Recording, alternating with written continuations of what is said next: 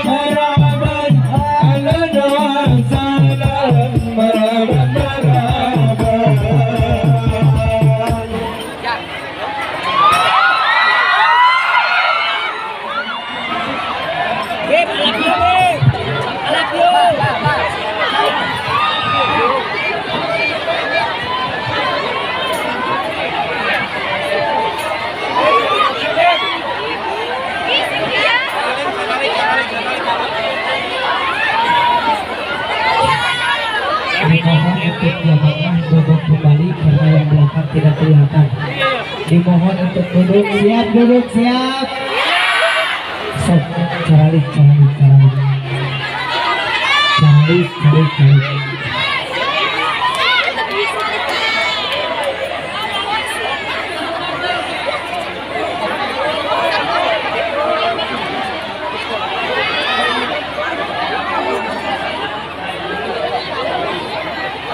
Dan di panggung pun mohon maaf yang tidak berkepentingan boleh turun, sebagian hanya pengawal saja sama orang-orang tertutup, mohon maaf, mohon kerjasama.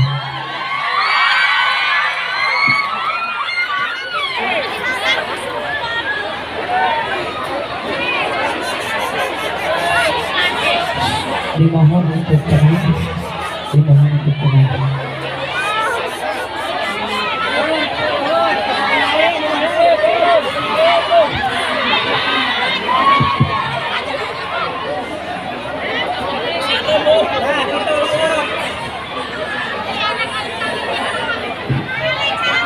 Assalamualaikum warahmatullahi wabarakatuh.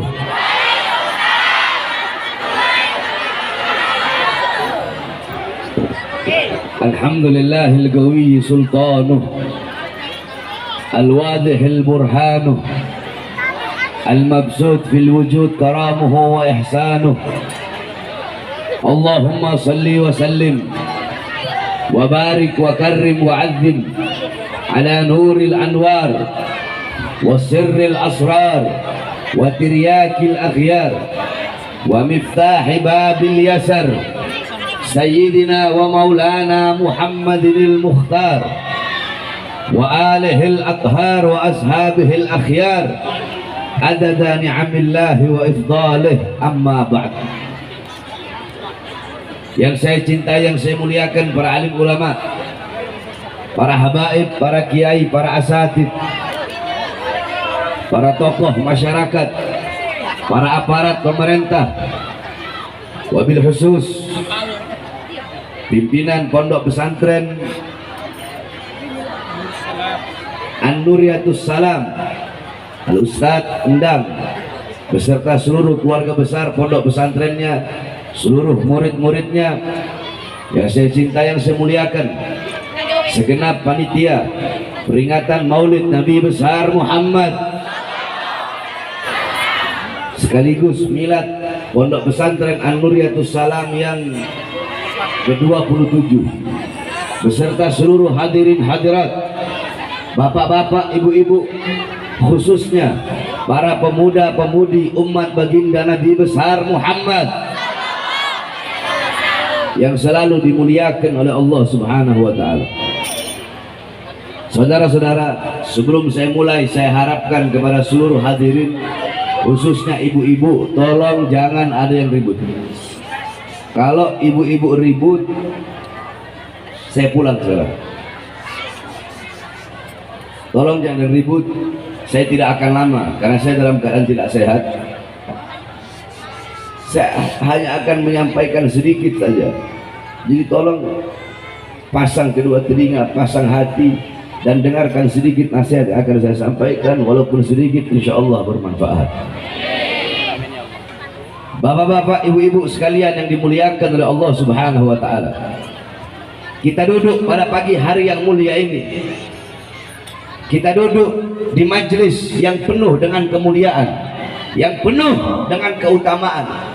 Saudara-saudara, majelis seperti ini, perkumpulan kita pada pagi hari yang mulia ini, inilah majelis-majelis dan perkumpulan peninggalan baginda Nabi besar Muhammad.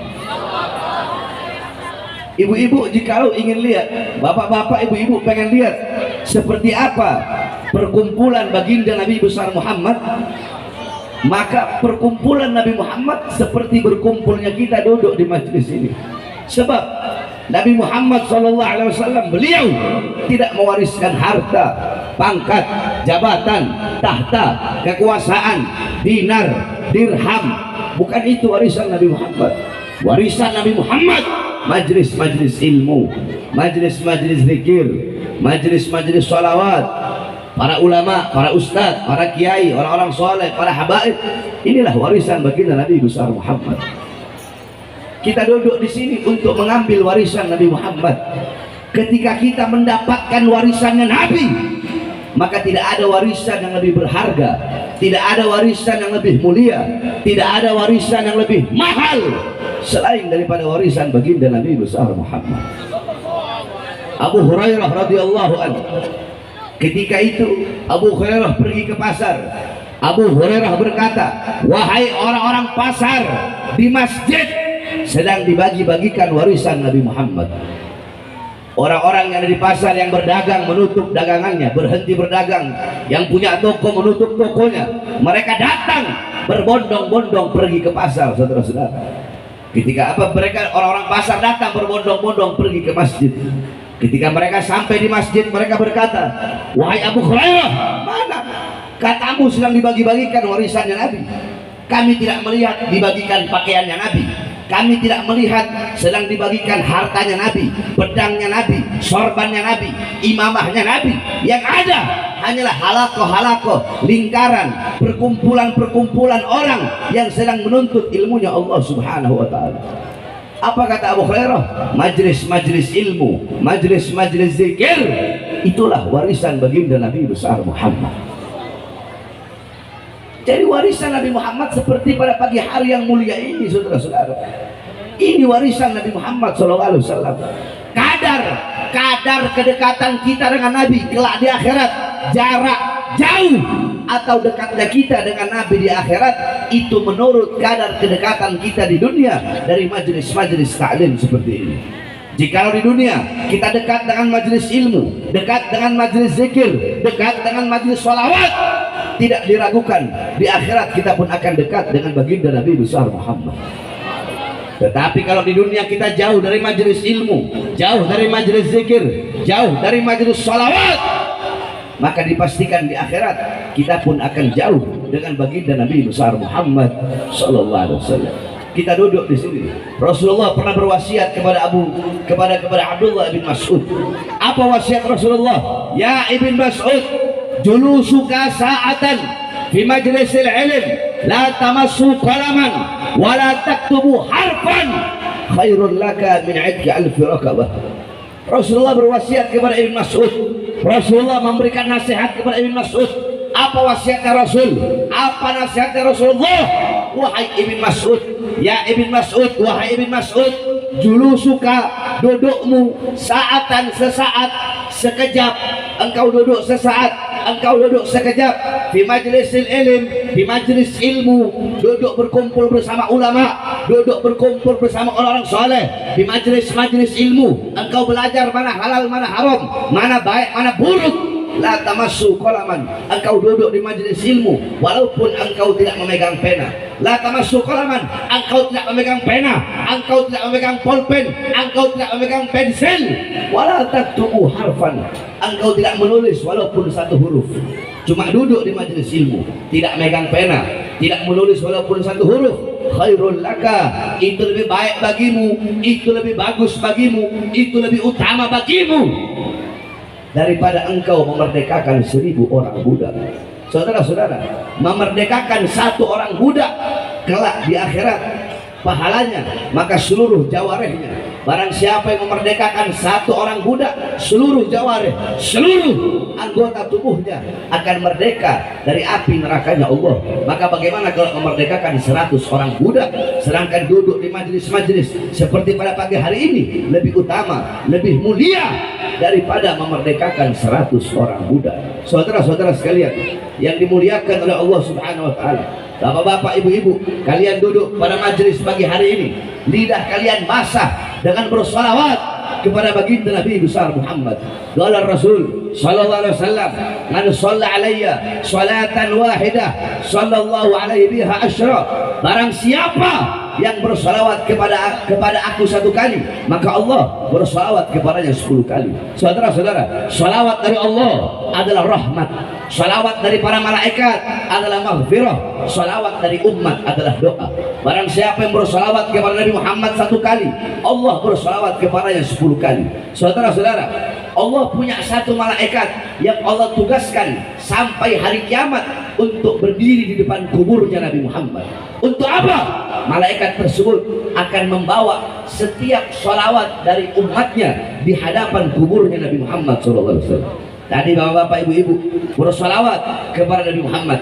Malaikat tersebut di atas kuburnya Nabi Muhammad, dia berkata, ya Rasulullah, Fulan bin Fulan, ya Rasulullah, Fulanah binti Fulan, disebutkan engkau punya nama satu persatu di hadapan kuburnya Nabi Muhammad SAW.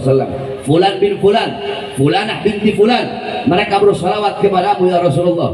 Apa kata Rasulullah? Bawa salawat mereka menghadap Allah Subhanahu wa taala. Dibawa engkau punya salawat tadi menghadap Allah Subhanahu wa taala. Malaikat berkata, ya Allah, Fulan bin Fulan, Fulanah binti Fulan bersalawat kepada kekasihmu Muhammad. Apa kata Allah Subhanahu wa taala? Akan aku ciptakan dari setiap 1 huruf dari salawat yang mereka baca. Dari setiap 1 huruf kita bersalawat, ya Rabbi sholli ala Muhammad, ya Rabbi, ya 1 huruf, alif 1 huruf, ra 1 huruf, ba 1 huruf, ya 1 huruf. Ya Rabbi aja udah 5 huruf. Dari setiap 1 huruf kata Allah, aku ciptakan 460 malaikat yang memiliki 460 kepala. Setiap kepala malaikat tersebut, setiap kepala memiliki 460 wajah. Setiap wajah memiliki 460 mulut. Setiap mulut memiliki 460 lidah. Setiap lidah memiliki 460 bahasa. setiap bahasa memohon ampun atas dosa-dosa orang yang bersalawat tersebut. Malaikat tersebut bersujud kepada Allah Subhanahu wa taala. Dia bersujud dan dia tidak akan mengangkat kepalanya sebelum Allah mengampuni dosa-dosa orang yang lidahnya basah dengan bersalawat kepada baginda Nabi besar Muhammad sallallahu alaihi wasallam. Tadi kita duduk di sini bersalawat kepada baginda Nabi besar Muhammad sallallahu alaihi wasallam. Oleh karenanya, bapak-bapak, ibu-ibu sekalian yang dimuliakan oleh Allah Subhanahu wa taala, wasiat saya, nasihat saya, ini zaman akhir zaman. Janganlah engkau jauh dari ulama, jangan engkau jauh dari orang-orang soleh, jangan engkau jauh dari para habaib, jangan engkau jauh dari para kiai, jangan engkau jauh dari para ustadz, jangan engkau jauh dari para ajengan. Ikutilah beliau-beliau, karena beliau-beliau adalah pewaris daripada baginda Nabi besar Muhammad sallallahu alaihi wasallam. Khususnya engkau para pemuda-pemudi, engkau para pemuda-pemudi jangan jauh dari baginda Nabi besar Muhammad. Jadilah engkau pemuda-pemudi baginda Nabi besar Muhammad, pemuda-pemudi yang memperjuangkan agama Nabi Muhammad, pemuda-pemudi yang menegakkan ajaran Nabi Muhammad, pemuda-pemudi yang selalu mengibarkan panji-panji Nabi Muhammad sallallahu alaihi wasallam. Di sini banyak para ibu-ibu. Saya wasiatkan kepada kalian, wahai kalian para ibu-ibu, engkau adalah madrasatul ula, muallimah, mudarrisah, muaddibah lil abna.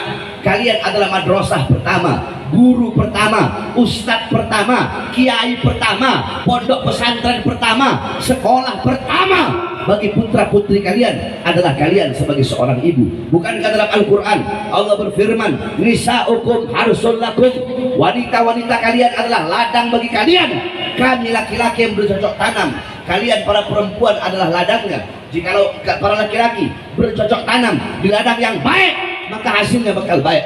Tetapi kalau laki-laki bercocok tanam di ladang yang rusak, di ladang yang kering kerontang, maka hasilnya pun bakal rusak. Ibu-ibu, kalian adalah guru pertama. Baik buruknya anak tergantung daripada ibunya. Kalau ibunya salehah, alimah, abidah, zahidah, wari'ah, maka anak-anaknya akan menjadi anak-anak yang soleh dan soleha, alim dan alimah, abid dan abidah. Ibu-ibu sekalian, coba engkau lihat Hadramut. Hadramut melahirkan para ulama, Hadramut melahirkan para aulia, Hadramut melahirkan orang-orang soleh, wali songo yang datang bawa Islam ke Indonesia. Itu para wali songo berasal dari Hadramut. Kenapa? Hadramut melahirkan para ulama, Hadramut melahirkan para aulia. Karena itu Hadramut, karena Hadramut, perkara-perkara Hadramut melahirkan ulama, melahirkan aulia, itu tidak bisa dilepaskan daripada kepribadian wanita-wanita yang ada di sana. Ibu-ibu mau tahu bagaimana perempuan-perempuan yang ada di Hadramut, wanita-wanita yang ada di Hadramut, seumur hidup mereka keluar rumah cuma 3 kali, ibu-ibu. Seumur hidup keluar rumah cuma 3 kali. Pertama, ketika mereka masih kecil, keluar bersama bapaknya. Kedua, ketika mereka menikah, keluar dari rumah orang tuanya menuju rumah suaminya. Ketiga, ketika mereka mati, keluar dari rumahnya menuju diantar ke kuburnya. Perempuan-perempuan di Hadramut melahirkan para ulama. Anak-anak kecil di Hadramut umur 7 tahun hafal Quran, umur 9 tahun hafal Minhajut Talibin Al-Imam An-Nawawi. Bahkan para pedagang-pedagang yang ada di Hadramut, yang jualan ikan, yang jualan gandum, yang jualan roti di pasar-pasar, seluruh pedagang yang ada di pasar, mereka nggak boleh dagang kalau belum hatam 3 kali kitab Minhaj Al-Imam An-Nawawi. Pertanyaannya, kenapa bisa begitu luar biasa anak-anak yang ada di Hadramut? Itu tidak terlepas dari kepribadian ibunya. Ibu mau tahu, dulu di Hadramut ada seorang wanita, Syekhah Al-Amudi. Wanita tersebut pernah mensyarahkan kitab Minhaj Al-Imam An-Nawawi. Ketika beliau mensyarahkan kitab Minhaj, di akhir syarahnya beliau memberikan ta'liq, memberikan komentar yang isinya, tolong dikasih maaf, tolong dikasih uzur kalau ada kata-kata yang salah, karena aku mensyarahkan ini kitab dalam keadaan menyusui anak-anakku. Coba ibu-ibu lihat, perempuan di Hadramut, mereka lagi nyusuin anak sambil mensyarahkan kitab Minhaj. Gak heran anak-anaknya umur 7 tahun sudah hatam kitab Minhaj. Kalian para ibu-ibu adalah madrasah, guru pertama. Baik buruknya anak tergantung daripada ibunya. Banyak ibu-ibu zaman sekarang, kalian tahu di mana letak kompor kalian, kalian tahu di mana letak letak dapur kalian? Di mana letak kasur kalian? Kalian tahu di mana letak alat make up kalian? Di mana letak dompet kalian? Tapi kalian tidak tahu di mana letak anak-anak perempuan kalian ketika malam. Saya tanya semua ibu-ibu yang ada di sini, emas, permata, uang kalian, apakah kalian taruh di dalam lemari atau kalian taruh di luar rumah? Ibu-ibu jawab yang keras. Di lemari, dikunci rapat-rapat, dikunci rapat-rapat. Kenapa letak dalam lemari? Takut hilang, takut diambil orang, takut dicolong orang, takut dicuri orang. Emas, intan, permata, berlian, perhiasan, uang kalian kunci rapat-rapat dalam lemari. Kenapa anak perempuan kalian umbar seperti binatang? Apakah emas lebih berharga daripada anak perempuan kalian? Apakah intan, permata lebih berharga daripada anak-anak perempuan kalian? Saudara-saudara sekalian yang dimuliakan oleh Allah Subhanahu wa taala, kalian sebagai seorang ibu, kalian biarkan anak perempuan kalian membuka aurat, kalian biarkan anak perempuan kalian telanjang, kalian biarkan anak perempuan kalian pacaran. Saudara-saudara sekalian yang dimuliakan oleh Allah Subhanahu wa taala, ibu-ibu, Sayyidatuna Fatimah radhiyallahu anha, Sayyidatuna Fatimah setiap malam rumahnya selalu gelap. Setiap malam rumahnya gelap, tidak ada beliau menyalakan lentera. Orang-orang berkata, wahai Fatimah, wahai Ali, kenapa rumah kalian setiap malam gelap? Apakah kalian tidak punya uang untuk beli lentera? Apa kata beliau? Tidak, kami punya uang untuk beli lentera, tapi sengaja setiap malam kami matikan lentera atau lilin atau obor dalam rumah kami. Sengaja kami matikan agar apa? Agar orang-orang yang lewat depan rumah kami tidak bisa melihat walaupun bayangan daripada anak-anak perempuan kami. Sayyidatuna Fatimah, bayangan anak-anak perempuannya tidak rela dilihat. Bayangan anak-anak perempuannya tidak ridho untuk dilihat orang lain, apalagi jasad daripada anak-anak perempuannya. Oleh karenanya saya wasiatkan sekali lagi, ibu-ibu sekalian yang dimuliakan oleh Allah, mulai saat ini didik yang benar kalian punya anak-anak, karena waktu seorang ibu dengan anak lebih banyak daripada waktu bapak dengan anak. Begitu juga bapak-bapak. Banyak bapak-bapak zaman sekarang, kebanyakan rata-rata 100% kalian bapak-bapak pagi, siang, sore, malam keluar untuk apa? Mencari nafkah, memberi makan jasmani anak-anak kalian, memberi makan istri kalian. Akan tetapi kalian bapak-bapak sibuk cari uang, sibuk kerja pagi, siang, sore, malam, memberi makan jasmani anak-anak kalian, tetapi kalian melupa untuk memberi makan jiwa dan hati anak-anak kalian. Jikalau kewajiban kalian sebagai bapak cuma bikin anak, terus anaknya lahir, terus kalian kerja, kasih makan buat anak-anak kalian. Kalau kewajiban bapak, kewajiban orang tua cuma memberi makan jasmani anak-anaknya, apa bedanya dengan binatang, saudara-saudara? Kalian belum bangun, binatang sudah bangun lebih dulu mencari makan untuk anak-anaknya. Ada yang lebih wajib bagi kalian untuk memberi makan, yaitu memberi makan jiwa dan hati anak-anak kalian. Makanya jangan heran kenapa anak-anak kalian zaman sekarang cium tangan di pipi, cium tangan di dahi, padahal harusnya seorang anak itu cium tangan di bawah hidung. Di bawah hidung, bukan hanya ditempel, tapi harus dihirup.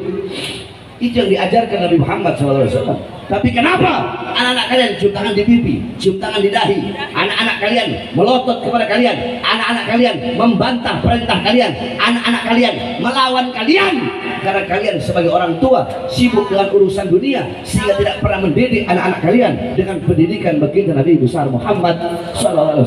Coba lihat anak-anak zaman sekarang. Anak-anak zaman sekarang, kalian lihat pagi, siang, sore, malam sibuk dengan media sosial, sibuk dengan handphone. Saya tanya ibu-ibu, jawab yang keras. Anak-anak kalian lebih banyak pegang handphone atau pegang Quran? Lebih banyak pegang handphone atau pegang Quran? Suami ibu-ibu lebih banyak pegang handphone atau pegang Quran? Ibu-ibu sendiri lebih banyak pegang handphone atau Quran? Lebih banyak pegang handphone. Suami pegang handphone, anak kecil dari umur 4 tahun, 6 tahun, 7 tahun, 8 tahun, 9 tahun, 10 tahun pegang handphone. Ibunya pegang handphone, bapaknya pegang handphone, suami istri pegang handphone begitu. Lagi berduaan pegang handphone, bagi orang goblok masing-masing pegang handphone. yakni handphone itu bisa mendekatkan hubungan yang jauh, tetapi tidak bisa dipungkiri handphone juga bisa menjauhkan orang-orang yang dekat. Saudara-saudara, bapaknya sibuk pegang handphone, ibunya sibuk pegang handphone, semuanya sibuk dengan handphone. Masa bahagia anak-anak kecil zaman sekarang direbut oleh handphone. Saudara-saudara, kalau kita orang zaman dulu masih kecil nggak ada handphone, kita orang main kelereng, kita orang mandi di pantai, mandi enak, kita punya masa kecil. Tetapi anak-anak zaman sekarang masa kecil mereka telah direbut oleh handphone. Anak-anak muda, para pemuda-pemudi di pinggir-pinggir jalan, mereka yang banyak pemuda-pemudi sekarang yang mereka jadikan sebagai teladan bukan Nabi Muhammad, bukan para sahabat, tetapi orang-orang barat.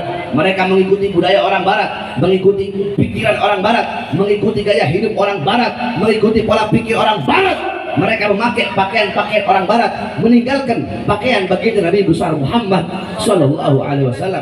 Perkara ini telah Nabi Muhammad sampaikan 1400 tahun yang lalu. Makanya kami tidak heran kenapa banyak anak-anak muda sekarang melenceng, bermaksiat, berbuat dosa. Anak-anak muda mau mabokan, narkoba, melacur, berzina, mempertontonkan perbuatan dosanya.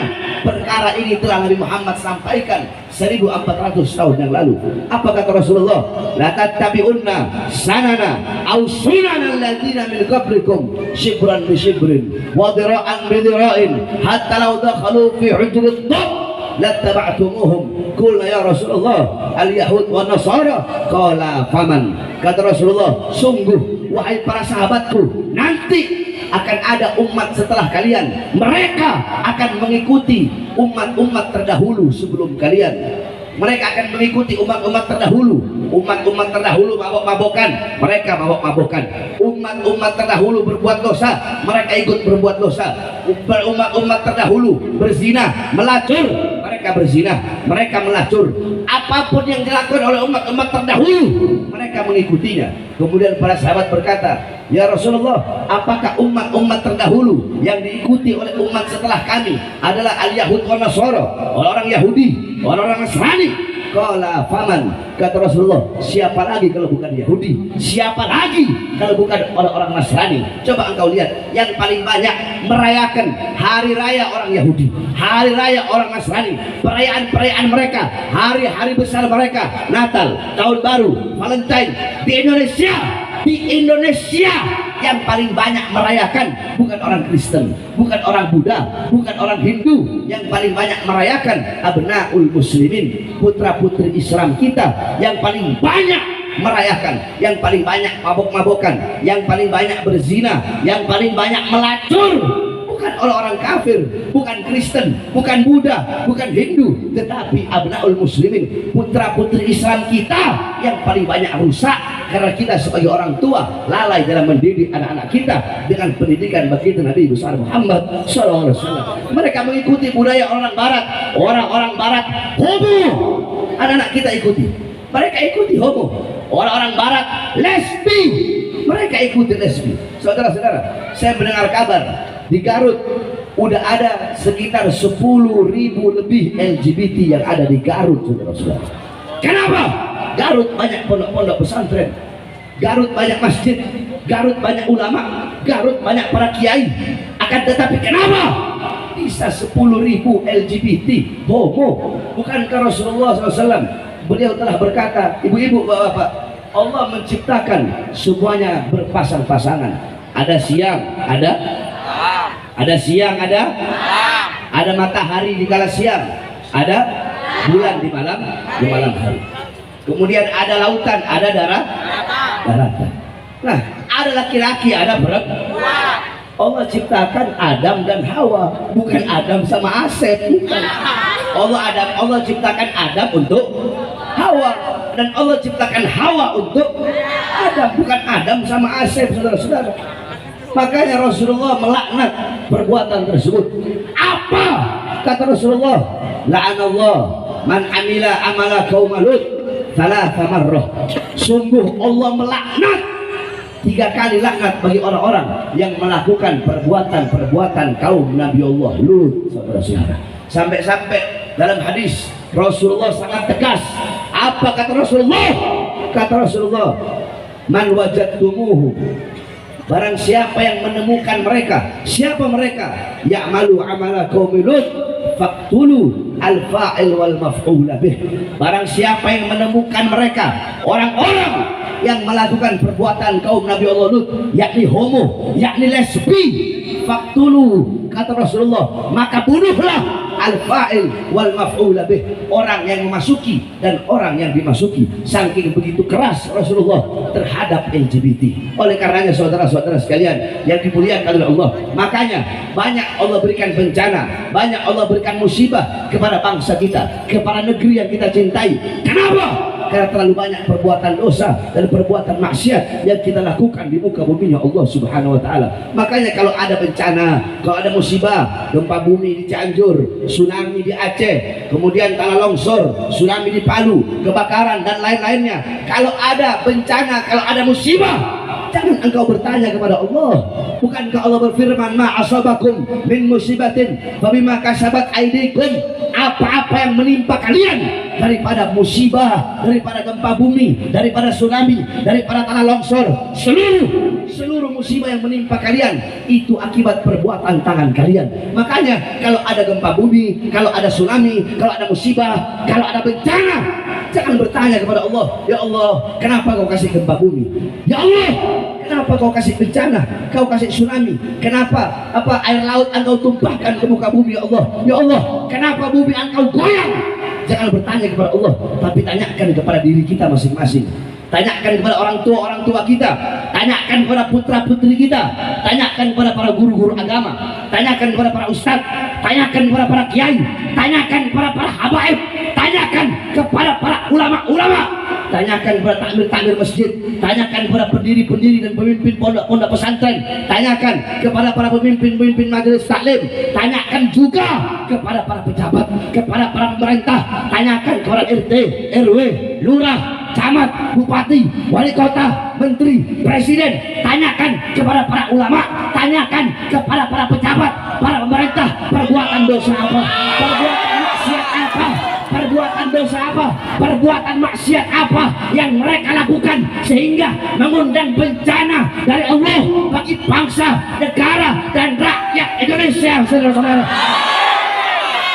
tanyakan kepada para ulamanya, para ustadznya, para kiainya, para habibnya, tanya sama para ulama, maksiat apa yang mereka lakukan, ketaatan apa yang mereka tinggalkan.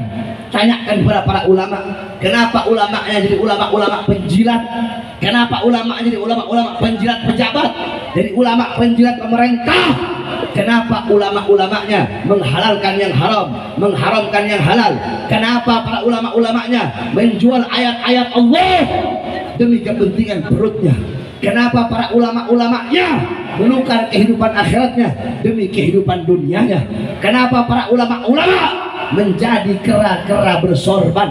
Tanyakan kepada para pejabat, tanyakan kepada para mereka, para pemerintah, tanyakan berapa banyak maksiat yang mereka lakukan, berapa banyak harta rakyat yang mereka korupsi, berapa banyak uang rakyat yang mereka curi. Kenapa keadilan tidak mereka tegakkan sehingga perkara itulah yang mengundang bencana dan musibah dari Allah bagi seluruh bangsa dan rakyat Indonesia. Oleh karenanya saudara-saudara, saya wasiatkan kepada kalian, para pemuda-pemudi Islam, tegakkan kebenaran, tegakkan keadilan, jangan pernah tunduk kepada kezaliman, jangan pernah tunduk kepada kemungkaran, jangan pernah tunduk kepada kemaksiatan, jangan pernah tunduk kepada ketidakadilan. Saudara-saudara, bapak-bapak, ibu-ibu, saya berkali-kali keluar masuk penjara. 2009 saya di penjara, 2010 di penjara, 2011 di penjara, 2012 di penjara, 2018 di penjara, 2020 keluar, baru 2 hari masuk lagi di bawah Nusa Kambangan. 2021 bebas, baru 1 bulan masuk lagi. Kemarin di Bandung, Pulau Jawa Barat 7 bulan, baru bebas. Saya baru bebas sekitar 3-4 bulan yang lalu. Saudara-saudara, kenapa saya keluar masuk penjara?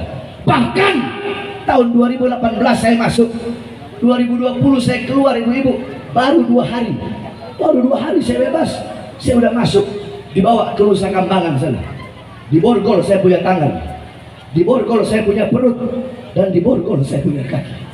Pertanyaannya, diborgol tangan saya, diborgol perut saya, diborgol kaki saya. Apakah saya seorang penjahat besar? Apakah saya seorang bandar narkoba? Apakah saya seorang pelacur? Apakah saya makan uang rakyat? Apakah saya makan harta rakyat? Apakah saya menjual aset negara? Ibu-ibu mau tahu kenapa saya ditahan dibawa ke Nusa Kambangan? Baru 2 hari saya bebas. Katanya ceramah saya provokasi. Katanya ceramah saya ceramah meresahkan masyarakat. Pertanyaannya, apa isi ceramah saya yang katanya meresahkan masyarakat? Pertanyaannya, apa isi ceramah saya yang katanya memprovokasi? Ibu-ibu mau tahu apa isi ceramah saya yang menyebabkan saya 2 hari bebas langsung ditahan lagi? Saya sampaikan kepada kalian apa isi ceramah saya. Saya baru bebas siang saya bebas, habis maghrib langsung saya ceramah. Padahal saya tahu kalau saya ceramah risikonya saya bakal ditahan lagi, saya bakal dipenjara. Tetapi saya telan itu risiko mentah-mentah, saudara-saudara. Apa isi ceramah saya? Waktu itu lagi awal-awal corona, awal-awal covid, semua lagi PSBB. Ketika itu saya ceramah, saya pegang mic di hadapan puluhan ribu umat. Apa yang saya sampaikan? Saya sampaikan, wahai presiden, wahai pejabat, wahai aparat, wahai pemerintah, kenapa rakyat dan masyarakat kalian kurung dalam rumah, tidak boleh keluar, tetapi tidak kalian beri mereka makan, tidak kalian beri mereka minum, tidak kalian butuhi kebutuhan pokok mereka? Wahai para pemerintah, wahai para pejabat, mal-mal besar, perusahaan-perusahaan besar milik asing tetap buka di masa pandemi corona, tetapi warung-warung kecil milik pribumi kenapa kalian tutup? Wahai para pejabat, wahai para aparat, wahai pemerintah, berapa banyak anak-anak muda Indonesia, berapa banyak masyarakat dan rakyat Indonesia pengangguran, tidak punya kerjaan, tetapi tenaga kerja terus kalian kirim dari Cina ke daerah Sulawesi Tenggara. Saudara-saudara, itu ceramah dianggap memprovokasi, itu ceramah dianggap meresahkan. Saya tanya, masuk akal apa tidak ceramah itu? Ceramah itu dianggap meresahkan, masuk akal tidak? Saya tanya, di sini masyarakat semua, masyarakat kan, rakyat kan? Saya tanya, wahai masyarakat yang ada di sini, wahai rakyat yang ada di sini, ceramah tadi saya itu siapa yang saya bela? Diri saya atau rakyat? Siapa yang saya bela? Siapa yang saya bela? Siapa yang saya bela? Yang saya bela rakyat yang susah, rakyat yang menderita, rakyat yang kelaparan, rakyat yang menderita. Saudara-saudara, saya Wah, Harvey Smith bersumpah demi Allah, di penjara hanyalah risiko yang kecil. Jangankan di penjara, saudara-saudara, jangankan diborgol tangan saya, perut saya, kaki saya, demi bangsa, demi agama, demi rakyat Indonesia. Jangankan hanya di penjara, nyawa saya, jiwa saya, darah saya murah harganya untuk tumpah, saudara-saudara. Saya tidak akan pernah kapok, saya tidak akan pernah capek, saya tidak akan pernah lelah untuk menyampaikan kebenaran dan menegakkan keadilan. Walaupun lidah saya harus dipotong, walaupun saya harus diracun, walaupun saya harus mati terbunuh, tidak ada masalah, saudara-saudara. Kami para habaib, kami para anak cucu Rasulullah, jiwa kami adalah jiwa pejuang. Dalam tubuh kami mengalir darah-darah kesucian, darah-darah para pejuang, darah-darah pemberani mengalir dalam tubuh kami. Kakek-kakek kami sudah biasa dibunuh, saudara-saudara. Kami punya kakek Sayyidina Ali bin Abi Thalib, beliau mati dibunuh, ditikam dari belakang ketika beliau sedang sholat, wafat terbunuh. Kami punya kakek Sayyidina Hasan, mati diracun sampai isi perutnya keluar dari mulutnya. Kami punya kakek Sayyidina Husain, dipenggal kepalanya, terpisah kepala dengan jasadnya. Kenapa beliau-beliau mati? Kenapa kakek-kakek kami dibunuh? Karena beliau-beliau yang berada di barisan paling depan untuk melawan kezaliman para pemerintah, saudara-saudara. Nah, darah-darah beliau mengalir di dalam tubuh kami sehingga kami tidak akan pernah mundur walaupun satu langkah. Saudara-saudara, saya Bahar bin Smith, saya sampaikan kepada mereka, para pengkhianat-pengkhianat bangsa. Hei kalian, para pengkhianat-pengkhianat bangsa, kalian yang suka menyengsarakan rakyat, yang suka menyusahkan rakyat, kalian bisa memenjarakan jasad saya, kalian bisa memborgol tangan saya, memborgol perut saya, memborgol kaki saya, kalian bisa memisahkan saya dengan keluarga, anak, istri dan murid-murid saya, kalian bisa memenjarakan kedua mata saya daripada melihat dunia luar. Demi Allah, kalian bisa penjarakan jasad saya, kalian bisa penjarakan badan saya, tetapi suara-suara kebenaran, suara-suara keadilan yang saya sampaikan demi Allah tidak akan pernah bisa kalian bungkam dan kalian padamkan serta kalian penjarakan sampai hari kiamat. Oleh karenanya kalian para pemuda-pemudi Islam, kalian adalah penerus bangsa, kalian adalah generasi-generasi ke depan, baik buruknya bangsa, selamat atau tidaknya negara ke depan berada di tangan kalian, wahai para pemuda-pemudi Islam. Maka jadilah kalian pemuda-pemudi yang berani. Ini pondok pesantren, kalian para santri adalah benteng Ahlus Sunnah wal Jamaah, para santri-santri salaf adalah benteng akidah, benteng Asy'ari Maturidi, benteng mazhab Syafi'i. Kalian para santri-santri salaf, kalian adalah benteng NKRI, kalian adalah benteng bangsa, benteng merah putih, benteng Pancasila, benteng rakyat Indonesia. Oleh karenanya kalian para santri-santri salaf tidak boleh memiliki mental tempe, tidak boleh memiliki mental kerupuk yang kena air langsung melempem. Kalian harus punya mental baja. Jangan pernah tunduk kepada kezaliman, dari manapun datangnya kezaliman itu.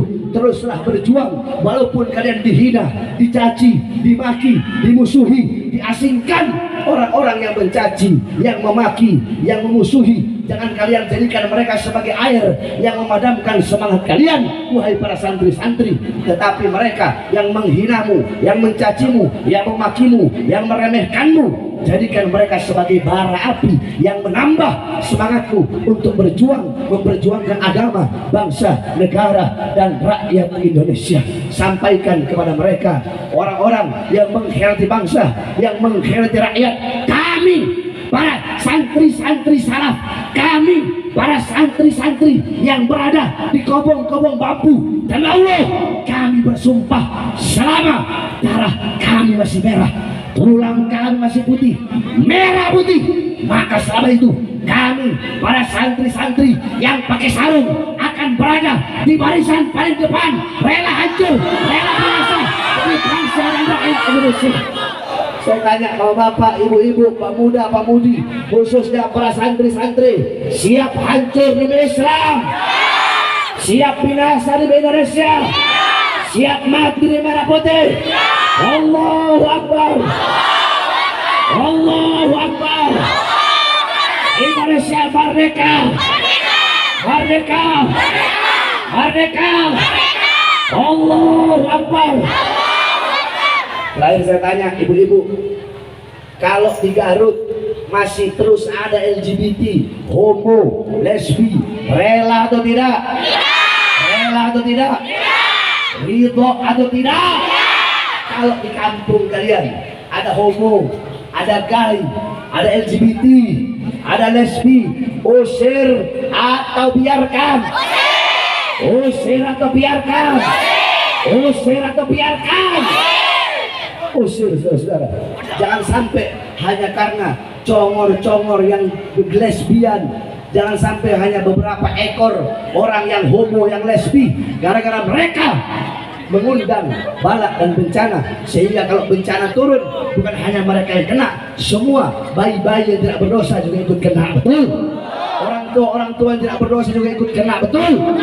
Oleh karena ketika saya mendengar di Garut banyak LGBT, banyak homo, banyak lesbi, maka saya harus menyampaikan ini. Mudah-mudahan Garut Allah selamatkan, mudah-mudahan Garut Allah berikan keamanan, Allah berikan ketentraman, Allah berikan kesejahteraan.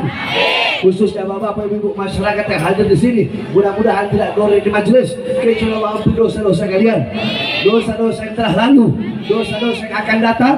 Allah rahmati kalian, Allah berikan kasih sayang kepada kalian. Kalian punya harta, Allah perbanyak. Kalian punya rezeki, Allah perluas. Allah permudah urusan-urusan kalian, urusan dunia, urusan akhirat. Anak-anak kalian Allah jadikan anak-anak yang soleh dan solehah, yang alim dan alimah, yang ahli ibadah, yang ahli taat, yang patuh, yang tunduk kepada Allah, sehingga anak-anak kalian bisa menjadi sebab kelak akan menggandeng, menyeret kalian, membawa kalian menuju surga Allah Subhanahu wa taala. Amin amin ya rabbal alamin. Rabbi fanfa'i barakatihim wa hlil husna bi hurmatihim wa aminna fi tariqatihim wa mu'afati minal fitani. Bismillah babuna tabarak hidayatuna yasin sakfuna kaf haya insad kifayatuna hamim ain sin kaf himayatuna فسيكفيكهم الله السميع العليم فسيكفيكهم الله السميع العليم فسيكفيكهم الله السميع العليم وصلى الله على سيدنا محمد وعلى اله وصحبه وبارك وسلم والحمد لله رب العالمين. Ibu jujur ya, saya barusan gondrong sama pendek.